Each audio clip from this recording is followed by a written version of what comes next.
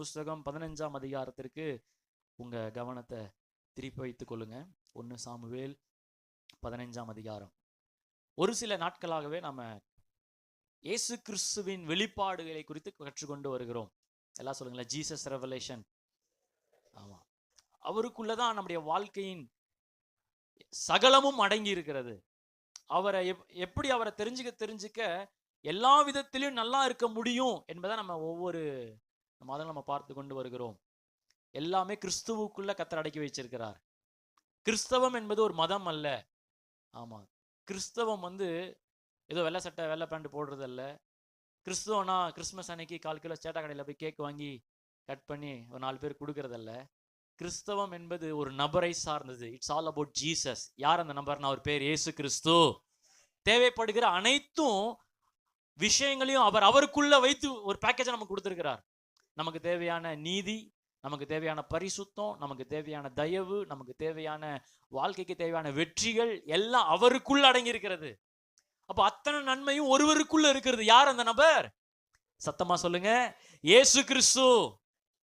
கடந்த வருஷ கடைசியில நான் ஜெபத்தில் இருக்கும்போது, ஆண்டவரே அடுத்த வருஷம் 2025 நான் என்ன செய்யணும், என்ன பண்ணணும், எனக்கான திட்டங்களை சொல்லுங்க அப்படின்னு நான் தேவ சமூகத்தில் இருந்தேன். நான் அதை பண்ணலாமா இதை பண்ணலாமா பாண்டேன் என்ன சொன்னேன், நோ மீ, என்ன அறிந்து கொள்.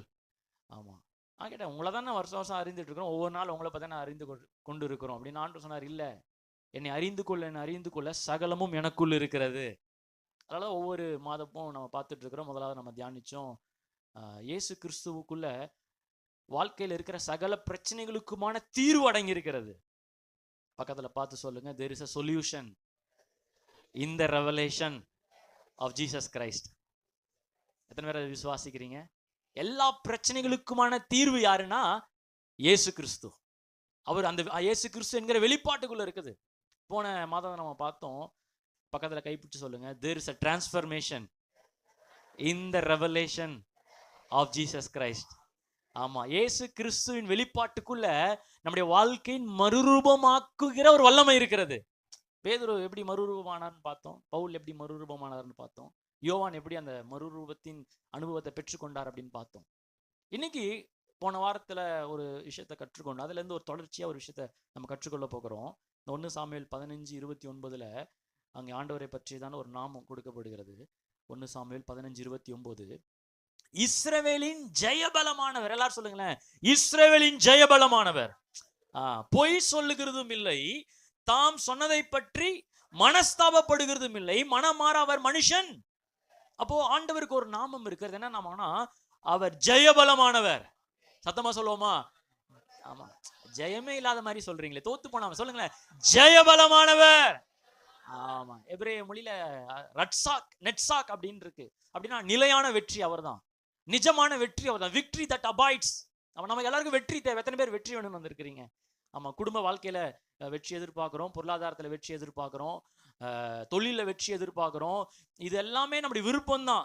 ஆனா வெற்றி ஏதோ ஒரு பொருளோ, வெற்றி என்பது ஒரு உயர்வோ, வீடு வாங்கிட்டு அதுதான் வெற்றி, நான் கார் வாங்கின அதுதான் வெற்றி, எனக்கு வேலையில உயர்வு வந்துருச்சு அதுதான் வெற்றி அல்ல. கர்த்தரே என்னுடைய வெற்றியா இருக்கிறார். வெற்றி கர்த்தரிடத்திலிருந்து வருகிறதுல. Success is not from the Lord, my Lord is my success. கர்த்தரே எனக்கு வெற்றியா இருக்கிறார். அப்ப இன்னைக்கு அநேகர் வெற்றியை ஒரு சம்பவமா பாக்குறாங்க, வெற்றியை ஒரு பொருளா பாக்குறாங்க, வெற்றியை ஒரு பொசிஷனா பாக்குறாங்க. ஆனா உண்மையான வெற்றி என்னன்னா, நிலையான வெற்றியை கர்த்தர் என்னோடு இருக்கிறார். இதுதான் போன வாரம் யோசேப்பு கிட்ட இருந்து கற்றுக்கொண்டோம். ஆதியாகமம் புஸ்தகம் 39ஆம் அதிகாரத்துல யோசேப்பை குறித்து வேதம் சொல்லுகிறது. 39:2 கர்த்தர் யோசேப்போடு இருந்தார், அவன் காரிய சித்தி உள்ளவனாய் மாறினானாம். எப்படி மாறினானா, ஆமா, the Lord was with Joseph and he became a prosperous man. கேஜேவில இருக்குது. இன்னொரு translation, he was a successful man. எப்படி அவன் சக்சஸ்ஃபுல்லா இருந்தான், எப்படி வெற்றியா இருந்தானா, கர்த்தர் அவனோடு இருந்தார், அதனால வெற்றியாய் மாறினான். அல்லேலூயா. யோசேப்பு கிட்ட நல்ல உறவுகள் இல்ல, யோசேப்பு கிட்ட அண்ணன் தம்பி இல்ல, யோசேப்பு கூட அப்பா அம்மா இல்ல, யோசேப்பை உயர்த்துவதற்கு நல்ல ஒரு பொருளாதாரம் இல்ல, பணம் இல்ல, ஈவன் அவன் சரீரத்துல வஸ்திரம் கூட இல்ல, வஸ்திரம் இல்லாமல் அடிமையாய் விற்கப்பட்டான். ஆனால் கர்த்தர் இருந்தார், அவன் வெற்றியாய் மாறினான். எத்தனை பேர் ஆமென் சொல்றீங்க? அப்போ வெற்றியின் கோட்பாடுகளை மிக முக்கியமான கோட்பாடு என்னன்னு சொன்னா, நம்பர் 1 என்னன்னா, கர்த்தர் என்னோடு இருக்கிறார், அதனால நான் வெற்றியா இருக்கிறேன். எத்தனை பேர் ஆமென் சொல்றீங்க?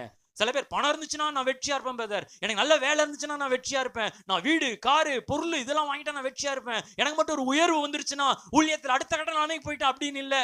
இப்பவே நான் வெற்றியா தான் இருக்கிறேன், ஏன்னா இஸ்ரவேலின் ஜெயபலமானவர் என்னோடு இருக்கிறார். எத்தனை பேர் வெற்றியானவர்களாம் கத்தர ஒரு அல்லேலூயா சொல்லுங்களேன். ஏன்னா வெற்றி என்பது சம்பவம் அல்ல, வெற்றி என்பது ஒரு பொருள் அல்ல, வெற்றி என்பது ஒரு நபர். யார் அந்த நபர்? அந்த நபரின் பேர் என்ன? இயேசு கிறிஸ்து. பக்கத்துல பார்த்து சொல்லுங்க, நிலையான வெற்றி அவர்தான். அல்லேலூயா. Jesus is my everlasting success. அதுதான் முதல் கோட்பாடு. அப்போ நிலையான வெற்றி அவர்தான். யோசேப்போடு கர்த்தர் இருந்தார், அதனால அவன் போக போக உருப்படாம போனானா இருக்கு, அதனால அவன் செய்த செயல்கள் வாய்க்காமல போனதா இருக்கு. எப்படி இருக்குன்னா, அடுத்த வசனத்தை நீங்க வாசிச்சு பாத்தீங்கன்னா, அவன் செய்ததெல்லாம் வாய்த்ததான். அவன் இருந்த இடத்துல, அடிமையாய் போன இடத்துல கர்த்தர் அதிகாரியா உயர்த்தினாராம். அதுலயும் நீங்க அதே 39ஆம் அதிகாரத்துல 6ஆம் வசனம் நீங்க பாத்தீங்கன்னா, யோசேப்பு அழகான ரூபமும் சௌந்தரிய முகமும் உள்ளவனாயிருந்தான்.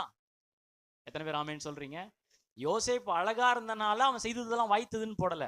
நல்லா பாருங்க, யோசேப்பு அவன் கலரா இருந்தான் பிரதர், அதனால அவன் செஞ்சதெல்லாம் வாய்ச்சது. அவனுக்கு என்ன, நல்லா பாடுவான், திறமை இருந்துச்சு, அதனால கர்த்தர் அவனை உயர்த்தினாரு அப்படின்லாம் இல்ல.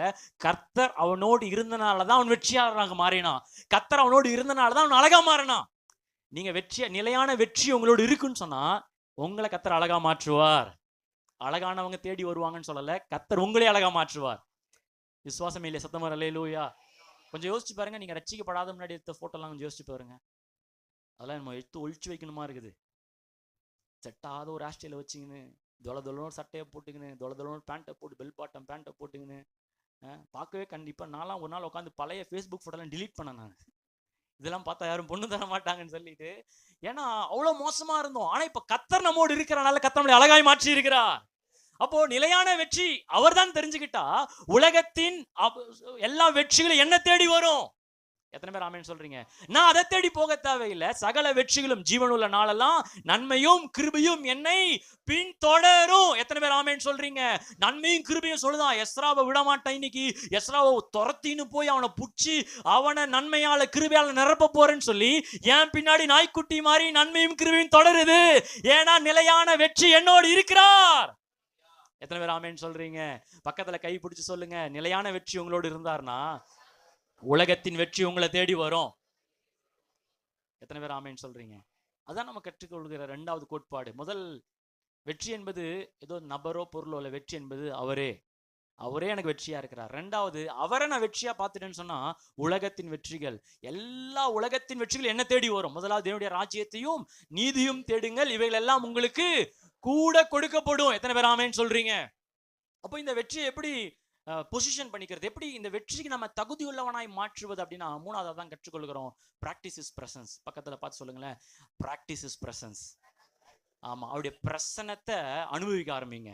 நம்ம யோசேப்பு கிட்ட தான் நம்ம அன்னைக்கு கற்றுக்கொண்டோம். என்னன்னா, அடுத்த நீங்க 9ஆம் வசனத்துல நீங்க வாசிச்சு பாத்தீங்கன்னு சொன்னா, எப்போல்லாம் அவருக்கு சூழ்நிலை வருது அப்பெல்லாம் கர்த்தர் இருக்கிறார் என்கிற மாதிரி பேசுறாரு.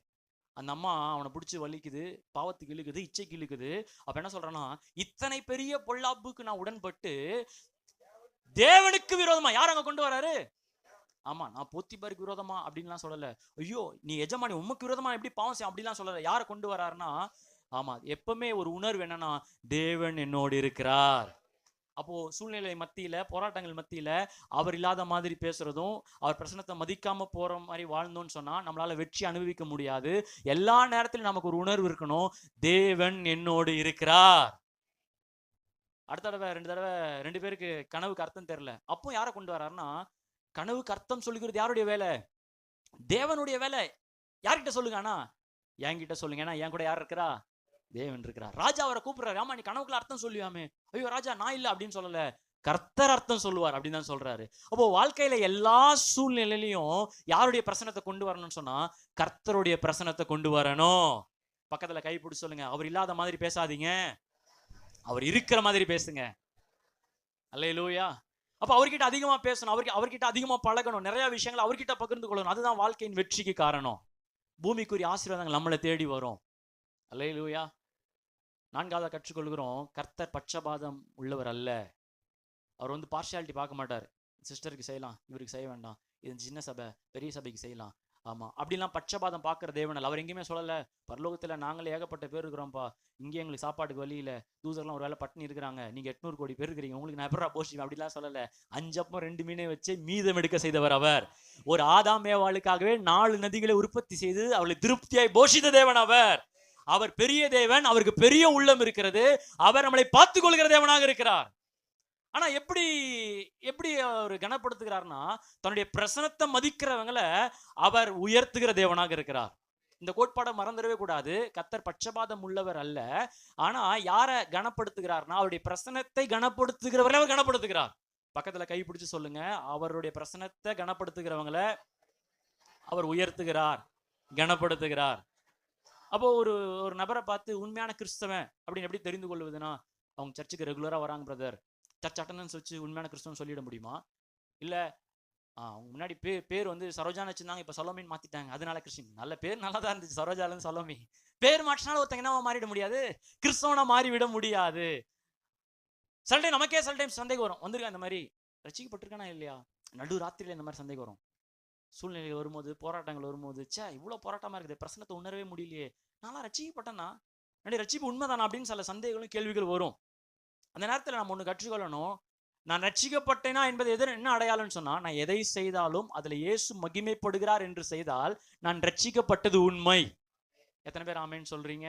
திரும்ப நான் சொல்றேன், நீங்க ரட்சிக்கப்பட்டது உண்மையா இல்லையா எப்படி கண்டுபிடிப்பதுன்னா, நான் செய்யற எல்லா விஷயத்திலையும், என் குடும்பத்தை நடத்துற விதத்துல, என் பொருளாதாரத்தை நடத்துற விதத்துல, என்னுடைய வேலையில, என்னுடைய ஊழியத்துல, எல்லாவற்றிலும் எனக்கு ஒரு உணர்வு இருக்கணும். என்ன உணர்வுனா, கர்த்தரை மகிமைப்படுத்தி நான் வாழ்றேன்னா, கர்த்தருடைய பிரசனத்திற்கு முக்கியத்துவம் கொடுக்குறேன்னா, நான் ரட்சிக்கப்பட்டவன் என்பதுக்கான அடையாளம்.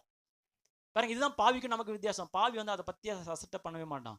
அவன் எப்போ பாவம் செய்யலாம், இன்னும் புதிய பாவம்லாம் செய்யலாம் அப்படின்னு. ஆனா ரட்சிக்கப்பட்ட பிள்ளைக்கு ஒரு விருப்பம், ஒரு வாஞ்சை எப்பவுமே இருக்குன்னா, நான் எப்படியாவது கர்த்தரை மகிமைப்படுத்தணும். அதுக்குன்னு ரட்சிக்கப்பட்டவன் யாரும் பாவமே செய்ய மாட்டாங்க நான் சொல்லல. ஆனாலும் ஒரு விருப்பம், டிசைர் இருக்கும். என்னன்னா, நான் எதை செய்தாலும் அது கர்த்தருக்கு மகிமையாய் மாறணும். ஒவ்வொரு விஷயத்திலையும் நான் கர்த்தரை கனப்படுத்தி வாழணும். எத்தனை பேர் ஆமேன்னு சொல்றீங்க? பக்கத்துல கை பிடிச்சு சொல்லுங்க, அவருடைய பிரசனத்துக்கு முக்கியத்துவம் கொடுங்க, பிரசனத்தை மதியுங்க. அல்லேலூயா. அதை தான் போனவரை யோசேப்பு கிட்ட இருந்து கற்றுக்கொண்டோம். இன்னைக்கு தாவீது கிட்ட இருந்து எப்படி கர்த்தருடைய பிரசனத்தை கனப்படுத்துகிற மனிதர்ல கர்த்தர் ஆசீர்வதிக்கிறார் என்பதை நம்ம கற்றுக்கொள்ள போகிறோம். ஆராதனையிலையும் அந்த அந்த வார்த்தைகள் நம்ம நேரா வந்தது. கர்த்தர் நிச்சயமா அதை வந்து என்ன பண்றாருன்னா, அதை கன்ஃபார்ம் பண்ணிட்டு இருக்கிறார். அல்லேலூயா. ஆமா, தாவீது வந்து ஒரு சின்ன ஒரு ஏழ்மையான ஒரு மகன் தான் அவன். 8 பேர்ல ஒரு பிள்ளை அவன்.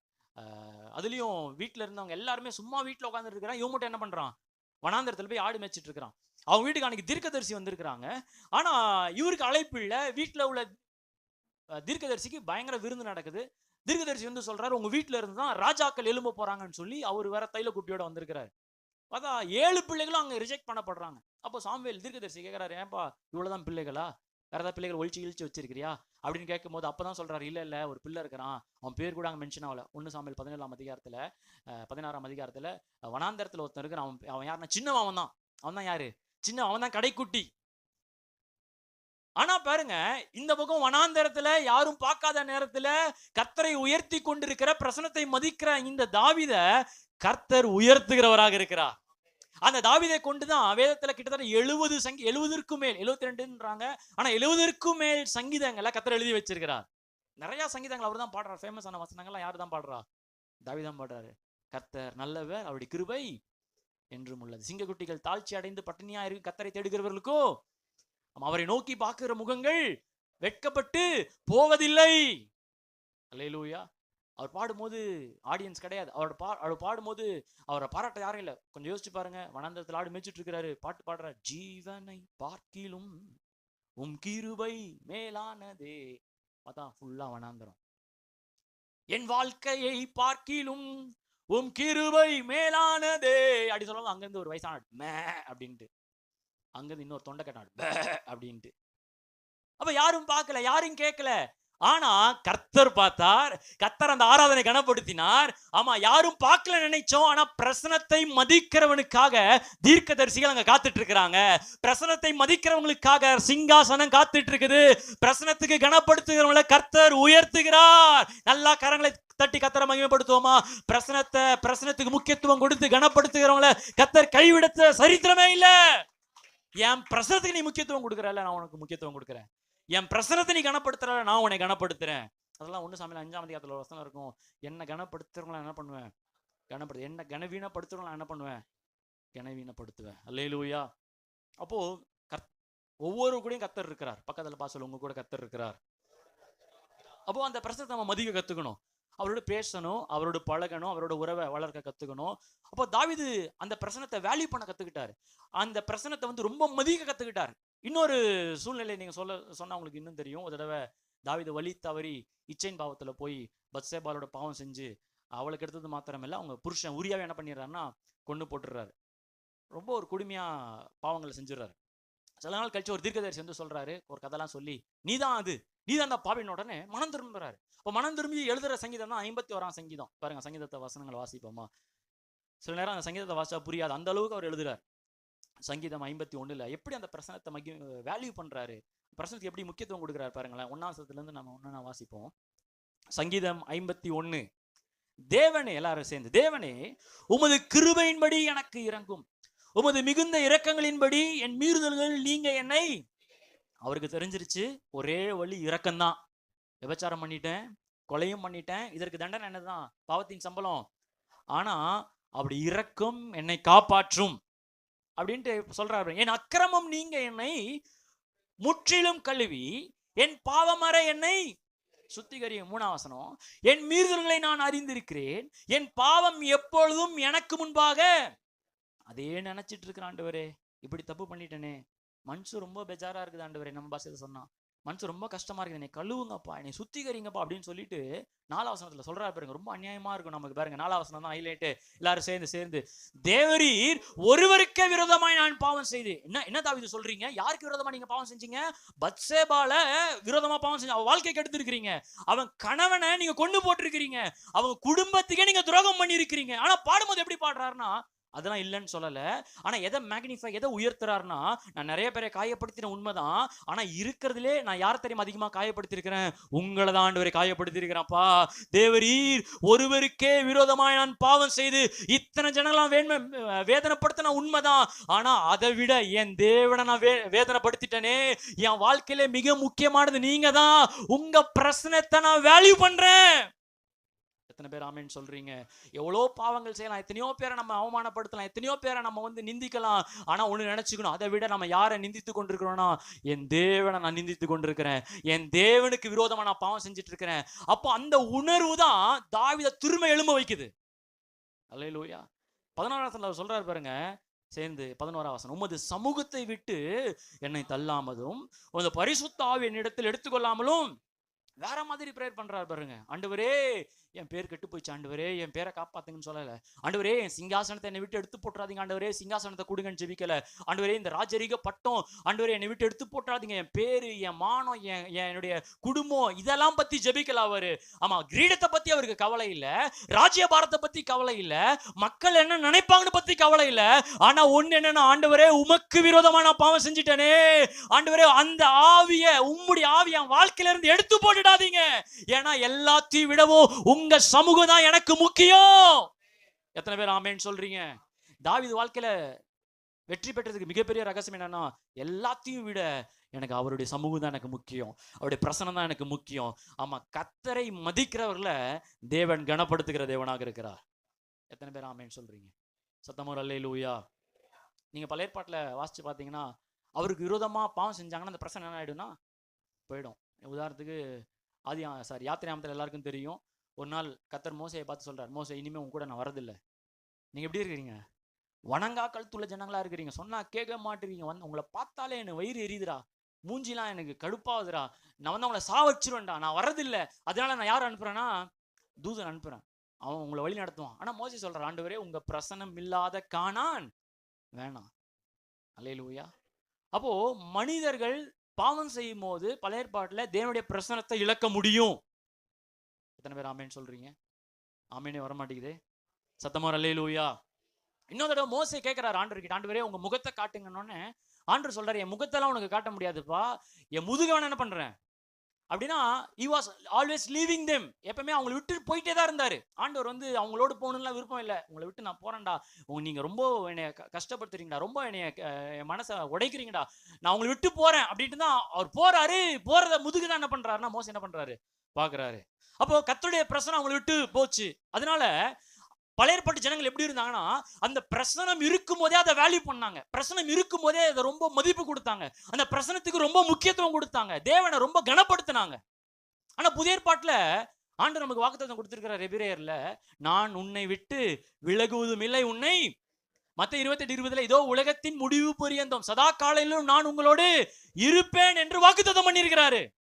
அப்போ புதிய ஏற்பாட்டுல நமக்கு என்ன ஒரு வாக்குத்தத்தம்னா, கர்த்தர் எப்பொழுது என்னை விட்டு போகவே மாட்டார். அல்லேலூயா. அப்ப கர்த்தர் என்னை விட்டு விலகவே மாட்டார் என்கிற உணர்வு நிறைய தடவை கர்த்தருடைய பிரசனத்தை அலட்சியமா நினைக்க வைக்கிறதோ அப்படின்னு நான் யோசிக்கிறேன். எத்தனை பேர் இப்படி யோசிச்சிருக்கிறீங்க? அல்லேலூயா. கர்த்தர் பழைய ஏற்பாட்டுல அவர் போயிடுவார் அப்படிங்கிற அந்த பயமே கர்த்தரை கனப்படுத்தினாங்க, கர்த்தருக்கு மகிமை கொடுத்தாங்க, கர்த்தரை வேல்யூ பண்ணாங்க, மதிப்பு கொடுத்தாங்க. ஆனா புதிய ஏற்பாட்டுல நமக்கு என்னன்னா, கர்த்தர் இங்கதானே இருக்கிறார், அவர் எங்க போறார், நம்மளை விட்டு அவருக்கு என்ன வேற வேலை, வேற என்ன கதி அப்படின்ற ஒரு அலட்சியம் இன்னைக்கு ஆவிக்குரிய வாழ்க்கையில வந்துருச்சோ அப்படின்ட்டு நான் யோசிக்கிறேன். எத்தனை பேர் ஆமேன்னு சொல்றீங்க? வேதம் சொல்லுகிறது, அவர் இம்மானுவேல், அவர் நம்மோடு இருக்கிறார். பாருங்க, ஆமேனே சத்தமா வரலையே. ஏன்னா நம்மளை பொறுத்த வரைக்கும் நம்மோடு இருக்கிறார், என்னோட இருக்கிறாரோ, அந்த நாயோடு இருக்கிறார், அந்த கரடியோடு இருக்கிறார், நேற்று வந்தானே சொரிமுக்கன் அவனோடு இருக்கிறார், எல்லாரோடும் இருக்கிறார். நான் என்ன சொல்றேன், வானத்தையும் பூமியும் படைத்த சர்வ வல்லமையுள்ள தேவன் அந்த சிங்காசனத்தை விட்டு மனிதராகிய நம்மளோடு இன்றைக்கு இருக்கிறார்னா, கரங்களை தட்டி எப்படி நன்றி செலுத்திருக்கணும், எப்படி ஆர்ப்பரித்திருக்கணும், எவ்வளவு மதிப்பும் கனமும் அவருக்கு செலுத்திருக்கணும். அப்போ ஒருவேளை இந்த வெளிப்பாட்டை நம்ம மறந்துட்டோமோ? அல்லேலூயா. பக்கத்துல பார்த்து கேளுங்க, கர்த்தர் உங்களோடு இருக்கிறார் என்கிற உணர்வு இருக்கா? என்ன சொன்னாங்க? அப்ப எத்தனை மணிக்கு வந்தீங்கன்னு கேளுங்க. திருமணத்துக்கு முன்பாக நிறைய செமினார்லாம் போவேன். இப்போ அடிக்கடி போவேன், டைம் இருந்தா காசு கொடுத்து சில செமினார்லாம் போனாங்க, நல்ல சத்தியங்களை கற்றுக்கொள்ள முடியும். அப்போ ஒரு மேரேஜ் செமினார் போயிருந்தப்போ அங்கே ஒரு தேவ மனுஷன் ஒரு முக்கியமான ஒரு ஸ்டேட்மெண்ட் சொன்னார். அது என் வாழ்க்கையை மாத்திச்சு. கல்யாணத்துக்கு முன்னாடி கல்யாணம் ஆகிறதுக்கு முன்னாடி அந்த துணையை நீங்கள் ஃபிக்ஸ் பண்ணிட்டீங்கன்னா, அவர் சொன்னார், நீங்கள் அந்த துணை உங்களை தான் திருமணம் பண்ண போறீங்கன்னு தெரிஞ்சிருச்சுன்னா, அந்த துணைக்காக, அந்த மணமகளுக்காக இல்லை மணமகனுக்காக நீங்கள் ரெடி ஆவீங்க, அவங்களே காத்திருப்பீங்க.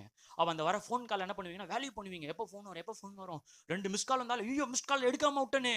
அப்போது அவங்களோட நேரத்தை செலவழிக்கணும், அவங்களோட டைம் ஸ்பெண்ட் பண்ணணும், அவங்களோட நான் பேசணும், அவங்களோட பழகணும் அப்படிங்கிற அந்த உணர்வு என்னவா இருக்குன்னா நமக்கு ஜாஸ்தியாக இருக்கு. கல்யாணம் பண்ணவங்களும் வரல இல்லையா? சொல்லுங்களேன்.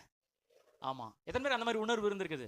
ஆமாம், நிச்சயம் ஆன பிறகு இல்லை பொண்ணுலாம் பார்த்து இவங்க தான் ஃபிக்ஸ் பண்ணிட்டோன்னு வச்சுக்கோங்களேன், ஒரு உணர்வு இருக்கும் நமக்கு. ஆமாம், எப்போ பார்க்கணும், எப்போ பேசலாம் அப்படின்ட்டு ரொம்ப நேரம் டைம் ஃபுல்லாக. அப்போல்லாம் நீங்கள் அந்த கல்யாணம் ஃபிக்ஸ் ஆனவங்களாம் ஃபோன் பண்ணிங்கன்னா, இந்த நபர் இப்பொழுது வேறு நபருடன் தொடர்பில் இருக்கா, பிஸி, எங்கேஜாகவே தான் இருக்கும், அப்படியே எங்கேஜாக தான் இருக்கும், பிஸியாக இருப்பாங்க. அப்போ சொன்னார், அப்போ அவ்வளோ பிஸியாக இருப்பீங்க, அவ்வளோ எங்கேஜாக இருப்பீங்க, அவங்களுடைய பிரசனத்திற்கு அந்த நபருக்கு ரொம்ப வேல்யூ பண்ணுவீங்க. இப்போ கல்யாணம் ஆயிடுச்சுன்னா மனைவிய வேல்யூ பண்ணும். அதே வேல்யூ என்ன பண்ணணும் கல்யாணத்துக்கு அப்புறமும் பண்ணணும்.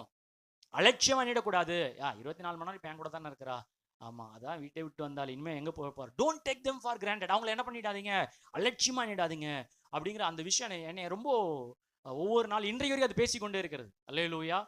அப்போ எனக்கு திருமணம் பாருங்கன்னா கரெக்டாக ஜனவரி மாதம் ஃபிக்ஸ் ஆச்சு. ஜனவரி லாஸ்ட், பிப்ரவரி ஃபர்ஸ்ட் வீக்ல நான் கிறிஸ்டியை தான் கல்யாணம் பண்ண போறேன்னு ஒரு ஃபிக்ஸ் பண்ணிட்டாங்க.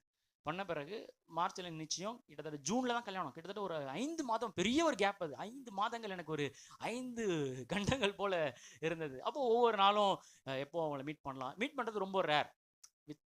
பெற்றோருடைய, அதை சொல்றேன் பிராக்கெட்ல, பெற்றோருடைய பெர்மிஷனோட தான் ஒரு சில தடவை மீட் பண்ணோம். மீட் பண்ணும் போதும் கூட அவங்க தம்பியோ இல்லை, ஒரு தடவை நான் சேகரனெல்லாம் கூப்பிட்டு போனேன் நான். எவ்வளோ இதாக இருக்கும் பாருங்க. அப்போ இந்த மாதிரி ஆட்களோட தான் மீட் பண்ண. அந்த மீட் பண்ணுற நாளுக்காக காத்துட்டு இருப்பேன். அதுக்காக பணத்தை எடுத்து வைக்கணும் வேற, ஏன்னா சிங்கிளாக இருக்கிற வேற பைசா வேற நிறையா இருக்காது. அப்போது கல்யாணத்துக்கு பிறகு தான் கர்த்தர் பணக்காரனாக மாத்துறார். எத்தனை பேர் ஆமேன்னு சொல்றீங்க? இந்த உலகத்தின் ஜோக்கெல்லாம் நம்பி ஏமாத்தாதீங்க. கல்யாணம் ஆனால் உட்பட மாட்டேன், கல்யாணம் ஆனால் சந்தோஷம் போயிடும், கல்யாணம் ஆனால் இன்னும் காசு இருக்காது. இல்லை, கல்யாணத்துக்கு பிறகு தான் கர்த்தர் ஆசீர்வதிக்கிறவராக இருக்கிறார். கல்யாணம் ஆனவங்களும் ஒரு அல்லேலூயா சொல்லுங்க. அல்லேலூயா. அப்போ அதுக்காக ஆயத்தமாகணும், அதுக்காக ரெடி ஆகணும், அப்போ அதுக்காக காசு எடுத்து வைக்கணும். அப்போ ஒரு நாள் திருநெல்வேலியில் போய் சந்திக்க போறேன். இதுக்கோ கார்டு கொடுக்குறது எதுக்கோ. அப்போ எங்க மாமா ஸ்டேஷன் வந்துட்டாரு. திருநெல்வேலியிலேருந்து 25 கிலோமீட்டர் அவங்க ஊருக்கு போனோம். இப்போ ஸ்டேஷன்ல அப்படி கால் வைக்கும் போதே அப்படியே ஒரு காற்று வீசுது, காற்று வீசுதே தேசத்தின் மேலே அப்படின்ட்டு. இன்னும் அவங்க வீட்டுக்கிட்ட கூட போல, அப்படியே பறக்குது, பட்டர்ஃபிளைஸ் பறக்குது. அந்த உணர்வு என்னன்னா இன்னும் அதிகமாயிட்டே இருக்கு. எப்போ சந்திக்க போறேன், எப்போ பார்க்க போறேன். எங்க மாமா அங்க போறாரு, இங்க போறாரு, அங்க காடு இங்க காடுன்றாரு. காலையில 10 மணிக்கு லஞ்சு அங்க போலான்னு பார்த்தா 4 மணிக்கு கூட்டு போறாரு எங்க மாமா. அவங்க மச்சு நிறு, அவங்களுக்கு நான் என்ன ஸ்வீட்லாம் செஞ்சு வச்சேன், நீங்க இவ்வளவு லேட்டா வரீங்களே அப்படின்ட்டு. அப்போ இப்ப திருமணத்துக்கு பிறகு அந்த ஐயா அந்த ஊழியர்கள் அந்த செமினார்ல சொன்னது ஞாபகம் வருது. இப்ப திருமணம் ஆகுது, அந்த சொன்னது இப்போ திருமணத்திற்கு முன்பாக எப்படி வேல்யூ பண்ணணுமோ அதே மாதிரி என்ன பண்ணணும்னா அந்த வேல்யூ பண்ண கற்றுக்கணும், அதே மதிப்பை கொடுக்க கற்றுக்கணும். ஆமாம், இப்போ வந்து மனைவி சொல்லக்கூடாது, ஏங்க உங்க கூட தானே பேசிட்டு இருக்கிறேன், ஃபோனே பார்த்துட்டு இருக்கீங்களே, என்னை மனுஷனா கூட நீங்கள் மதிக்கல அப்படின்னு வார்த்தை என்ன பண்ணிடக்கூடாது, வந்துடக்கூடாது. ஆமாம், இப்போடி நீ இன்னைக்கு பேசலாம், நாளைக்கு உங்ககிட்ட என்ன பண்ணலாம், பேசிக்கலாம் அப்படிங்கிற அவங்கள வந்து அலட்சியப்படுத்துகிற ஒரு எண்ணம் வந்துடக்கூடாதுன்ற ஒரு உணர்வு இன்றைக்கு வரைக்கும் எனக்கு வந்து கொண்டு தான் இருக்கிறது.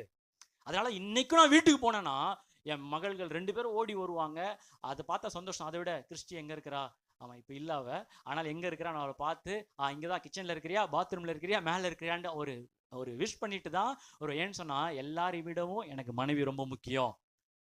ஆமாம், குடும்பம்னா முதல்ல தேவன் ஃபர்ஸ்ட், அடுத்தது என் மனைவி, அதுக்கப்புறம் தான் பிள்ளைகள். ஏன்னா எனக்காக எல்லாத்தையும் விட்டு வந்திருக்கிறாங்களே, ஒரு தடவையும் நான் அலட்சியப்படுத்திடக்கூடாது. அவங்க பிரச்சனத்தை நான் வந்து வேல்யூ பண்ண கற்றுக்கணும். எத்தனை பேர் ஆமேன்னு சொல்றீங்க? இப்போ திருமணமான ஆண்களுக்கு நான் சொல்றேன், உங்க மனைவி உங்க கூட தான் இருக்கிறா, ஆமா அவளுக்கு என்ன வேற வேலை இல்லை, சமைச்சுன்னு இருப்பா, அவள் அது பண்ண இது பண்ண, ஒரு தடவை அலட்சியப்படுத்தக்கூடாது. அவங்களுடைய பிரச்சனத்தை வேல்யூ பண்ண கற்றுக்கணும். அதில் தான் குடும்ப வாழ்க்கையில் ஒரு மிகப்பெரிய சந்தோஷம் இருக்கிறது. Don't take them for granted. எத்தனை பேர் ஆமேன்னு சொல்றீங்க? ஆமாம், பைதவே நேத்தி பெண்கள் தினம். ஆமாம், ஒரு தடவை ஆண்கள் எல்லாம் சேர்ந்து நமக்காக பாடுபடுகிற பெண்களுக்காக, மனைவிக்காக, தாய்மார்கள் நல்லா கரங்களை தட்டிடுவோமா, நல்லா கரங்களை தட்டுவோம். ஆமாம் ஆமாம், கர்த்தர் அவங்களை ஆசீர்வதிப்பாராக. இன்னும் அநேக ஆண்களுக்கு பக்கபலனா இருந்து தூண்களாக இருப்பாராக. ஆமேன், கர்த்தர் அவங்களை ஆசீர்வதிப்பாராக. அல்லேலூயா. தேங்க்யூ சொல்ல மாட்டீங்களா? அப்போ என்ன சொல்ல வந்தேன்னா, don't take them for granted. எதுக்காக இது சொல்ல வந்தேன்? இதே தான் கர்த்தருடைய பிரசன்னம் நம்மளோடு இருக்கிறனால எப்பொழுது நம்மோடு இருக்கிறார் அந்த உணர்வோடு வாழ கத்துக்கணும். அவர்கிட்ட பேசணும், அவர்கிட்ட பழகணும். அவருடைய பிரசன்னம் வெளிப்பட்டா நம்முடைய வாழ்க்கையே மாறும். ஒவ்வொரு விஷயத்திலையும் அவர் இருக்கிறன்ற உணர்வோடு வாழணும். வீட்டை விட்டு கிளம்பி போறீங்களா, ஆண்டவரே நீங்க என் கூட இருக்கிறீங்க ஆண்டவரே அப்படின்னு சொல்லிட்டு கிளம்பணும். ஆமாம், நம்ம சில டைம் ஆஃபீஸ் கிளம்பும் போது அதிகமாக டிராஃபிக் இருக்கும், அதிகமாக லேட் ஆகும். அப்போ அநேக எண்ணங்கள் வரும், என்னடா இன்னைக்குன்னு பார்த்து சிக்னல் எல்லாம் ரெட்டாக இருக்கு, இன்னைக்குன்னு எல்லாரையும் திட்டுவோம். பார்த்துருக்கீங்களா? எப்போல்லாம் அர்ஜென்ட்டாக போகும்போது டிராஃபிக் அதிகமாகுது எல்லாரையும் திட்டுவோம், என்னடா ரோடு கவர்மெண்ட் சரியில்லடான்னுவோம், போலீஸ்காரனுக்கு வேற வேலையிலடா, எப்போ பார்த்தாலும் நின்று இருக்கிறான்டா அப்படின்னுவோம். ஆமாம், இவனுக்கு எப்பவுமே இதுதான்டா அப்படின்னுவோம். டிராஃபிக் நின்று பின்னாடி கீங்கி நாரம் அடிப்பான், இவனுக்கு வேற வேலை திரும்ப தான் வாட்ட சாட்டமாக இருப்பான். சார் நான் இல்லை சார், போங்க சார் அப்படின்ட்டு அவனுக்கு வலி குத்துருவோம். அப்போ ஒவ்வொரு தடவையும் கிளம்பும் போது, ஆண்டவரே நீங்க என் கூட இருக்கிறீங்க ஆண்டவரே அப்படின்னு பிரசன்னத்தோடு போனா எனக்காக ஒரு வழிகளை ஆயத்தம் பண்ணுவார். எத்தனை பேர் ஆமேன்னு சொல்றீங்க? சத்தமா அல்லேலூயா. அப்போ வாழ்க்கையில எல்லா சூழ்நிலையிலும், பஸ் ஸ்டாண்ட்ல நிக்கிறீங்க, ஒரு அழகான பொண்ணு போகுது, வாலிபர்களுக்கு சொல்றேன், பொண்ணு போகுது, உடனே ஆண்டவரை கண்ணை பத்தாதீங்க, ஆண்டவரே இதை நீங்க பார்க்காதீங்க அப்படின்னு அவர் கண்ணை பத்தாதீங்க. ஆண்டவர்கிட்ட சொல்லுங்க, ஆண்டவரே நீங்க என் கூட இருக்கிறீங்கன்னு சொல்லும் போது உங்க ஃபோக்கஸ் அவர் மாத்துவார். அல்லேலூயா. அப்போ ஒவ்வொரு நேரத்திலையும் ஏதோ ஒரு வகையில கர்த்தர் என்னோடு தான் இருக்கிறாங்கிற உணர்வோடு வாழணும். ஏதாவது ஒரு பிரச்சனையில இருப்போம், சூழ்நிலையில இருப்போம், கால் பண்ணாத ஒரு நண்பர் கால் பண்ணுவாரு, அவர் பேசின அந்த வார்த்தைகள்ல எல்லா பிரச்சனையும் மறந்துடுவோம். எதனா அந்த உணர்வு வந்திருக்கு? ஏன்னா கர்த்தர் நம்மளோடு இருக்கிறனால அப்படிப்பட்ட உறவுகளை வைத்திருக்கிறார். சில டைம் பயங்கர டென்ஷனோட வீட்டுல சண்டையோட வந்திருப்போம், பார்த்தா ஒரு சின்ன ஒரு குழந்தை நம்மளை பார்த்து அப்படி சிரிக்கும், நம்மளை பார்த்து தூக்குன்னு காட்டும், பார்த்தா அந்த சண்டைகள் எல்லாம் மறந்துடும். ஆமா, இதெல்லாம் தேவன் நம்மளை நேசிக்கிறார் என்கிறதற்கான ஒரு அடையாளம். அன்னைக்கு கூட பஸ்ல போன பிரதர், ஒரு பெரிய குழந்தை பார்த்து சிரிச்சிச்சு பிரதர், அது கர்த்தர் இல்ல. அல்லேலூயா. கர்த்தர் நம்மோடு எப்பொழுதும் இருக்கிறார். மோசே கிட்ட கர்த்தர் ஏதாவது சொல்றாரு. யாத்திராகமத்தின் புஸ்தகம் 33ஆம் அதிகாரத்துல உங்க மகிமை எனக்கு காட்டுங்க, நான் உங்களை பார்க்கணும் அப்படின்றாரு. அப்போ கர்த்தர் சொல்றாரு 19ஆம் வசனத்துல பாருங்க, 33:19 என்னுடைய தயை எல்லாம் நான் உனக்கு முன்பாக கடந்து போக பண்ணி, பாருங்க இங்கிலீஷ் அழகா இருக்கு பாருங்களேன், I will make all my goodness pass before you. அப்படின்னா குட்னஸ்னா நன்மைகள். அப்ப ஆண்டவர் என்ன சொல்றாருன்னா, மோசே என்ன கேட்கிறாரு, உங்களை காட்டுங்கன்றாரு. ஆண்டவர் என்ன சொல்றாரு, என் நன்மையை பார்த்துக்கோன்றாரு. அப்ப நான் என்னன்னா, அவருடைய நன்மையை பார்த்துட்டோம்னா அவரை பார்த்துட்டோம்னு அர்த்தம். அல்லேலூயா. எப்போலாம் உங்க வாழ்க்கையில நன்மைகளை நீங்க பாக்குறீங்களோ அப்போலாம் நீங்க தேவனுடைய பிரசன்னத்தை பாக்குறீங்க. எத்தனை பேர் தினம் தினம் உங்க வாழ்க்கையில நன்மைகளை பார்த்துட்டு இருக்கிறீங்க? சத்தமா அல்லேலூயா சொல்லுங்களேன். ஆமா, உங்க வேலையில, உங்க தொழில, உங்க ஊழியத்தின் பாதையில தேவனுடைய நன்மையை நீங்க பாக்குறீங்கன்னா கர்த்தருடைய பிரசன்னத்தை பார்த்துட்டு இருக்கீங்கன்னு அர்த்தம். அப்ப அந்த பிரசன்னத்தை கனப்படுத்தி அந்த பிரசன்னத்துக்கு கொடுக்குற முக்கியத்துவத்தை கொடுத்து அப்போ அந்த உணர்வு அதிகமாக்கும் போதுதான் நம்முடைய வாழ்க்கையானது இன்னும் வெற்றியாய் மாறுகிறது. அதான் நம்ம தாவீது கிட்ட இருந்து கற்றுக்கொள்கிறோம். அல்லேலூயா. எப்படி அந்த தாவீது பிரசன்னத்தின் உணர்வை ஏற்படுத்துகிறார்னா, 23ஆம் சங்கீதத்தை வாங்கலாம். 23ஆம் சங்கீதம் எல்லாருக்கும் தெரிந்ததான ஒரு சங்கீதம். பயத்தின் சூழ்நிலைகள், குழப்பத்தின் சூழ்நிலைகள், அதை எப்படி டீல் பண்றாருன்னா, எப்பவுமே கர்த்தர் என்னோடு இருக்கிறார் என்கிற அந்த பிரசனத்தை பிராக்டிஸ் பண்றாரு. எப்படி அதை பிராக்டிஸ் பண்றாரு? தாவீது கிட்ட இருந்து கத்துக்கலாம். சொல்றாருல, கர்த்தரின் மேய்ப்பராய் இருக்கிறார் நான். பாருங்க, இப்ப கர்த்தர் கிட்ட பேசல, வேற யார்கிட்ட பேசுறாரு? கர்த்தர் தேர்ட் பார்ட்டியா இருக்கிறார். கர்த்தர் என் மேய்ப்பராய் இருக்கிறார் அப்படின்னு சொல்றாரு. 2வது வசனம் பாருங்க, அவர் என்னை புல்லுள்ள இடங்களில் மேய்த்து அமர்ந்த தண்ணீர் அண்டையில் என்னை. அப்போ சொல்ற, புல்லுள்ள இடங்களில் மேய்க்கிறார், அமர்ந்த தண்ணீர் அண்டையில் கொண்டு போகிறார். அப்புறமா நீதியின் பாதையில் என்ன பண்றாரு? என்ன எல்லா இடத்துக்கும் என்னை ஆத்மாவை தேற்றி நாமத்து நிமித்தம் எங்க நடத்துறாரு? நீதியின் பாதையில் நடத்துகிறார் அப்படின்றார். இதெல்லாம் யார்கிட்டே பேசுறாரு? அவரு கர்த்தரை பத்தி இன்னொரு ஆள்கிட்ட பேசுறாரு. தேர்ட் பர்சனை கர்த்தரை வச்சு பேசுறாரு. இப்ப 4வது வசனம் வரும்போது இப்ப வேற மாதிரி இடத்துக்கு போறாரு. என்ன மாதிரி இடம்னா, நான் மரண இருளின் பள்ளத்தாக்கில் நடந்தாலும் பொல்லாப்புக்கு. நல்ல வேலை, கர்த்தரனை மரண இருளின் பள்ளத்தாக்குக்கு கூட்டிட்டு போனாருன்னு சொல்லல. நான் ஏதோ என் வாய்க்கொழுப்புனால நான் தெரியாம போய் நான் வீம்புக்குன்னு போய் எங்க போய் மாட்டினேன்? இப்போ மரண இருளின் பள்ளத்தாக்கிலே நடந்தாலும் பொல்லாப்புக்கு. அடுத்து சொல்ற, தேவரீர் என்னோடு கூட இருக்கிறீர். வரலையா? சொல்லுங்களேன். தேவரீர் என்னோடு கூட இருக்கிறார் அப்படின்னு சொல்றார். இருக்கிறீர் என்று சொல்றாரா? இருக்கிறார் அப்படின்னா இன்னொருத்தர்கிட்ட பேசுறாருன்னு அர்த்தம். இருக்கிறீர் அப்படின்னா இப்ப யார்கிட்ட பேசிட்டு இருக்கிறாருன்னா, தேவன் கிட்டே பேசிட்டு இருக்கிறார். ஆமா, முதல்ல ஆரம்பிக்கிறார், கர்த்தரின் மேய்ப்பராய் இருக்கிறார் நான் தாழ்ச்சி அடைந்த தம்பி. அவர் என்னை புல்லுள்ள இடங்களில் மேய்க்கிறார்ப்பா, அமர்ந்த தண்ணீரில் கொண்டு போறாருப்பா, நீதியின் பாதையில் வழி நடத்துறாருப்பா அப்படின்றாரு. இப்போ சூழ்நிலை மாறுது. என்ன சொல்லலாம்? மரணத்தின் பள்ளத்தாக்கு. உடனே சொல்றாரு, எல்லாம் சைலண்ட் ஆகு, இப்போ மரணத்தின் பள்ளத்தாக்கு வருது, அதனால உங்க கூட யாரு கூட நான் பேசல, இப்போ நான் டைரக்டா தேவன் கூட பேசுறேன். ஏன்னா அவர் என்னோடு இருக்கிறார். நான் ஏன் கவலைப்படணும்? நான் ஏன் பயப்படணும்? சர்வ வல்லமையுள்ள தேவன் என்னோடு இருக்கிறார். நல்லா கரங்களை தட்டி கர்த்தரை மகிமைப்படுத்துவோமா? எத்தனை பேர் விசுவாசிக்கிறீங்க? நான் மரண இருளின் பள்ளத்தாக்கில் நடக்கும் போதும் தேவன் என்னோடு தான் இருக்கிறார். அல்லேலூயா. அப்போ இது மத்தவங்க கிட்ட பேசுற நேரம் இல்ல, அவரோடு பேசுற நேரம். என் பிரசனத்தை, அவரோட பிரசனத்தோடு உறவாடுகிற ஒரு நேரம். அல்லேலூயா. அதான் சொல்றாரு, மரண இருள். என்ன இருளா? ஆமா, ஷேடோ ஆஃப் த டெத். அப்படின்னா மரணம் பக்கத்துல தான் இங்கேயும் இருக்குது. எப்போ வேணா வரலாம். இன்னைக்கு வரலாம், நாளைக்கு வரலாம், அடுத்த 2 மணி நேரத்தில் வரலாம், எப்போ வேணா என்ன பண்ணலாம்? வரலாம். எப்போ வேணா எனக்கு சாவு வரலாம். அதுதான் மரண இருள். அடுத்து சொல்ற பள்ளத்தாக்கு. ஆட்டுக்கு பள்ளத்தாக்குனாலே அது ஒரு டேஞ்சர் ஜோன். பள்ளத்தாக்குல தான் நரிகள் இருக்கும், பள்ளத்தாக்குல தான் தீமையின் இருக்கும், ஓநாய்கள் இருக்கும், முட்கள் இருக்கும், அங்க தண்ணிகள் இருக்காது. ஆமா, அது ஒரு டேஞ்சர் ஜோன், ஒரு கொடூரமான ஒரு நிலைமை. அந்த நேரத்துல சொல்றாரு, மரண இருள் பக்கத்துல இருக்குது, எப்போ மரணம் வரும்னு எனக்கு தெரியல. பள்ளத்தாக்கு, அடுத்து என்ன சம்பவிக்கும்னு தெரியல, யார் அட்டாக் பண்ணுவான்னு தெரியல, ஆனா யார் இருக்கிறாங்களோ இல்லையோ, கர்த்தர் என்னோடு இருக்கிறார்.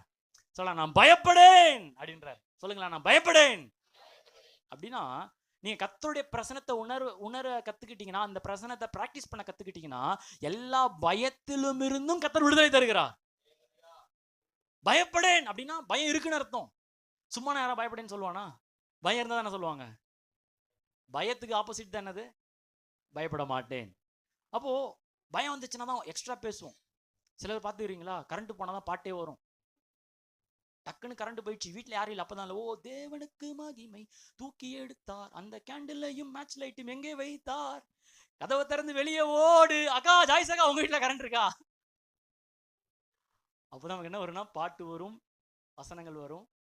அல்லேலூயா. அதனால ஆண்டு சொல்றாரு, பயம் வர்ற நேரத்துல சொல்லு, என்ன சொல்லு? பயப்பட மாட்டேன்னு சொல்லு. அல்லேலூயா. அப்ப தாவீதுக்கு என்ன வந்திருக்குன்னா, பயம் வந்திருக்கு. இன்னைக்கு இந்த சைக்காலஜி உள்ளவங்களாம் என்ன சொல்றாங்கன்னா, பயம் வந்துருச்சுன்னா மானசீகமான எக்ஸசைஸ், பயப்பட மாட்டேன்னு சொல்லு அப்படின்றாங்க. ஆனா அதுல ஒரு விடுதலை இல்லை. ஆமா, அவங்களுக்காக நன்றி, அவங்களும் விடுதலை பெறுவதற்கு முயற்சிக்கிறாங்க. ஆனா என் பிரச்சனையை விட, என் பயத்தை விட என்னோட ஒரு பெரியவர் இருக்கிறார் என்கிற உணர்வு தான் பயத்திலிருந்து வெளியே தள்ளும். எத்தனை பேர் ஆமேன்னு சொல்றீங்க? சத்தமா அல்லேலூயா. அப்ப ஆண்டவர் பாருங்க, எங்க சொன்னாலும் பயப்படாதே அப்படின்னு சொல்ல மாட்டாரு. பயப்படாதே, நான் உன்னுடன் இருக்கிறேன். எத்தனை பேர் ஆமேன்னு சொல்றீங்க? பயப்படாதரா அப்படின்னு மட்டும் சொல்றவர் மாத்திரம் இல்ல. ஆண்டவரே, ஆண்டவர் ஒரு வார்த்தையில சொல்லிட்டு இன்னும் சொல்லுங்க, பயப்படாதரா, பயப்படாத. ஆட்டை திருடுனது யாரு? அப்போ ஆண்டவர் அப்படியே ஒரு வார்த்தை சொல்ற மாதிரி இல்ல, பயப்படாதரா, நானே உன் கூட இருக்கிறேன். அவரோட பேச பேச அந்த பிரசனத்துல உணர்வுல இருக்கதான் பயத்துல இருந்து கர்த்தர் விடுதலை தருகிறார். அல்லேலூயா. அப்போ பயத்தின் நேரத்துல பிரசனத்தை கனப்படுத்தணும், பிரசனத்தை மேன்மைப்படுத்தணும், சூழ்நிலைகள் நெருக்கமாக அவருடைய பிரசனத்தை பெருசா பார்க்கணும். ஆமா, அதுதான் நம்ம தாவீது வாழ்க்கையில இருந்து கற்றுக்கொள்கிறோம். அல்லேலூயா. இன்னொரு உதாரணம் நீங்க பாத்தீங்கன்னா, ஒரு நாள் தாவீது பயப்படுகிற சூழ்நிலை வந்துருச்சு. 1 சாமுவேல் 17ஆம் அதிகாரத்துல ஜனங்கள், இஸ்ரேல் ஜனங்கள் விரோதமா எதிர்ட்டு வராங்க. ஆமா, அதுலதான் ஒருத்தன் பேர் கோலியாத். அந்த கோலியாத் 13 அடி உயரம். அவன் போட்டிருந்த கவசமே 48 கிலோவாம். நான் என் கல்யாணத்து அன்னைக்கு 48 கிலோ தான் இருந்தேன் நான். அவன் அந்த கவசம் தைச்ச டெய்லருக்காக நம்ம என்ன சோதனை பண்ணணும். 48 கிலோ எப்படி எடுத்து தைச்சான்னு தெரியல. அந்த ஈட்டி அந்த முனை 18 கிலோவாம் பைபிள் சொல்லுது. அவன் சேலஞ்ச் பண்றான், ஏய் ஒத்தை கொத்த வாங்கடா, யாரா இருந்தாலும் வாங்கடா, நீங்க ஜெயிச்சா நீங்கெல்லாம் ஜெயிச்ச மாதிரி, நான் ஜெயிச்சா நாங்கெல்லாம் ஜெயிச்ச மாதிரி அப்படின்றான். இவங்களும் இஸ்ரேல் சேனைகளும் ஒவ்வொன்றும் right left right left right வாங்கடா வாங்கடா வாங்கடா அபோர்டன் அப்படின்ட்டு லெஃப்ட் ரைட் அந்த பக்கம் கிளம்பி போயிடுறானுங்க. யாரும் இல்லை. இப்போ தாவீது அங்கே போறாரு. தாவீது போய் கேட்கிறாரு, இவனை அடிச்சா எனக்கு என்ன தெரியுங்க, இவனை சாவடிச்சா எனக்கு என்ன தெரியுங்க. தாவீது வந்து அவன் ஹைட்டையோ அவன் வெயிட்டையோ எதையுமே பத்தி கவலைப்படலை. நீங்க அந்த எப்படி அவர் பேசுற வார்த்தையை பாத்தீங்கன்னா, கோலியாத் என்ன சொல்றாருன்னா, நீங்க பாத்தீங்கன்னா, ஏய் நான் என்ன நாயா, 40 நாள் நான் கத்தின்னு இருக்கிறேன், நீங்க என்ன ஒரு ஆடு மேய்க்கிற பையனை குச்சி குத்து அனுப்புறீங்களே, நான் என்ன நாயா, நீ வா, உன்னை பிச்சு உன்னை தூக்கி எங்க தூக்கி போடுறேன், பறவைக்கும் மிருகத்துக்கும் என்ன பண்றேன் போடுறேன் அப்படின்னு டெரரா பேசுறாரு.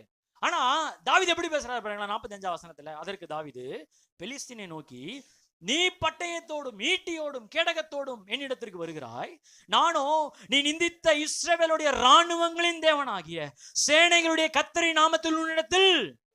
என்ன மாதிரி வெளிப்பாடு பாருங்களேன். என்ன சொல்ற, இஸ்ரவேலுடைய இராணுவங்களின் தேவனாகிய சேனைகளுடைய கர்த்தரின் நாமத்தில் உன்னிடத்தில். 46 வாசிப்போம்.